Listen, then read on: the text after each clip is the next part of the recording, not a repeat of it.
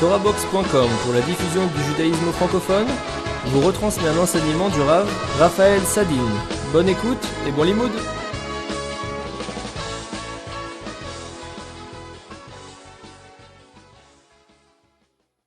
C'est bon ? Bien, on va commencer, je crois. Donc, Bezrat Hashem, on commence un petit séminaire où il y aura 3 séances, une ce soir, une mardi soir, une mercredi soir à 19h30. Et notre thématique générale va porter sur le problème de la liberté et de l'obligation, c'est-à-dire quel est le statut de la liberté dans la Torah et quel est le statut en vérité des mitzvot. Et on va commencer par un texte très célèbre, peut-être un des textes les plus célèbres du Talmud, qui commence comme ça. Dans Shabbat, page 88, Perchet, qui dit « V'ityatzvu tartitar ». Et le peuple juif était sous la montagne, Amar Avabdimi Bachama, Bachasa, a dit ce Rav, Melamed, Shekaba, Kadosh Baruch Hu Alehem, et Ahar Kegigit. Ceci nous apprend que Dieu a pris la montagne du Sinaï et l'a mis sur le peuple juif. Donc les Chazal, les sages, prennent le texte à la lettre. Il y a écrit Tartit, Ahar, sous la montagne, on aurait pu le prendre au sens figuré, au pied de la montagne. Mais les sages prennent au sérieux le texte et disent Tartit Ahar, ça veut dire sous la montagne, littéralement. C'est-à-dire que Dieu aurait pris la montagne du mont Sinaï et l'aurait mis sur la tête du peuple juif et aurait dit Va'amar lahem, il aurait dit au peuple juif Imatem bekabli Torah mutav, si vous acceptez la Torah c'est bien, ve'im lav, et sinon sham tiyuk votechem, là sera votre tombeau. C'est le premier texte que nous lisons, et donc on voit d'emblée que la problématique est posée dans la Gemara, où l'obligation est plus fondamentale que la liberté. Puisque avant toute réflexion, avant tout choix, est imposée la Torah de façon violente. Puisqu'on dit ou la Torah ou la mort. Ou la Torah ou la mort. Alors les premiers commentaires sur ce texte disent les choses suivantes, on ne va pas trop s'y attarder, mais disent une chose déjà vertigineuse, qui est l'idée que la Torah, qui est l'impératif éthique, l'obligation de faire le bien, ne peut pas être donnée au choix, parce qu'elle serait donnée si elle était donnée au choix, ceci voudrait dire que le cognitif, l'intellect, la notion de réflexion, serait plus primordial, serait plus en amont que l'obligation de faire le bien. Or déjà le texte nous met sur la voie en disant que l'obligation de faire le bien est plus fondamentale que la possibilité de réfléchir ou la possibilité de choisir. Mais d'emblée, quand on a dit ça, les commentateurs nous disent d'emblée que ce n'est pas simplement une question de primauté, c'est une question qu'est-ce qui fonde quoi. Et un des Rishonim, un des commentateurs dit que ce n'est pas simplement que la notion d'obligation est plus fondamentale que la notion de liberté, mais que la notion d'obligation est la notion d'obligation au bien, le fait d'être responsable au bien, d'être voué au bien, c'est ce qui fonde la liberté. C'est ce qui fait que la liberté est possible.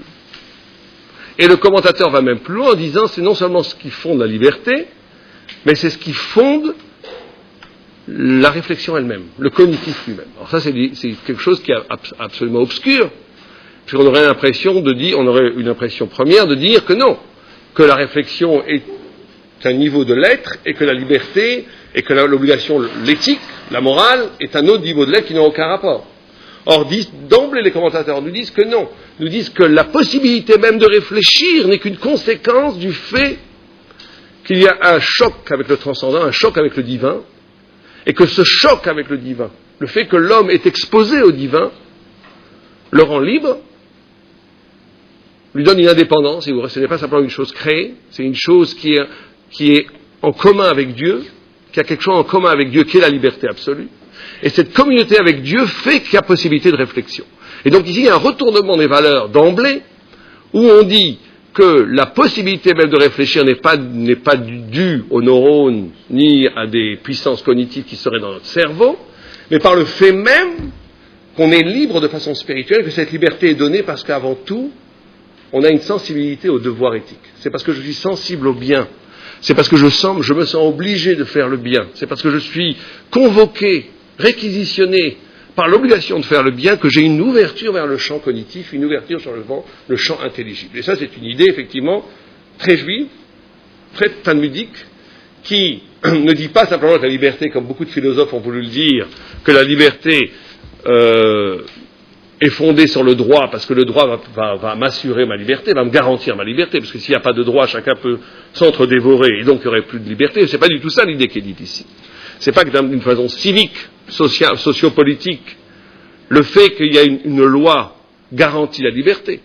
C'est que de façon essentielle, la liberté ne peut exister qu'à partir du moment où il y a obligation. Et c'est ça qu'on doit essayer de comprendre ce soir. Et que non seulement la liberté n'existe que dans le moment, qu'à partir du lieu de l'obligation, mais que la possibilité même de réfléchir n'existe qu'à partir du lieu de l'obligation. C'est parce que l'homme est convoqué par le bien qu'il s'ouvre au choix, et parce qu'il s'ouvre au choix de faire le bien et le mal, s'ouvre le champ du oui, du non, donc tout le champ d'intelligence va s'ouvrir. Et donc l'idée ici, c'est qu'un ordinateur n'est pas intelligent, pas parce qu'il a moins de capacité cognitive, ou de puissance intelligible, mais parce qu'il n'a pas d'autonomie éthique, d'autonomie morale, et comme il n'a pas d'autonomie morale, il n'a pas la capacité de réfléchir. Et donc d'emblée, on voit le retournement. Et donc, il faut qu'on pense cette notion de liberté. Et il y a un texte qui nous dit la chose suivante, qui nous dit que quand on sonne le shofar, bientôt c'est Rosh Hashanah, dans 2 semaines, un peu plus de 2 semaines c'est Rosh Hashanah, quand on sonne le shofar, la Gemara dit En shofar el ha-shofar shel cherut, que le shofar représente la liberté, que le son du shofar représente la liberté en essence. Et la Gemara dit que quand on sonne le shofar, on trouble le Satan. Le Satan est troublé. Il y a une sorte de trouble du mal, du Satan. Et Tosfot, dans la Gemara, dans Rosh Hashanah, nous dit la chose suivante. Nous dit, pourquoi est-ce que le Satan est troublé quand on sonne le shofar?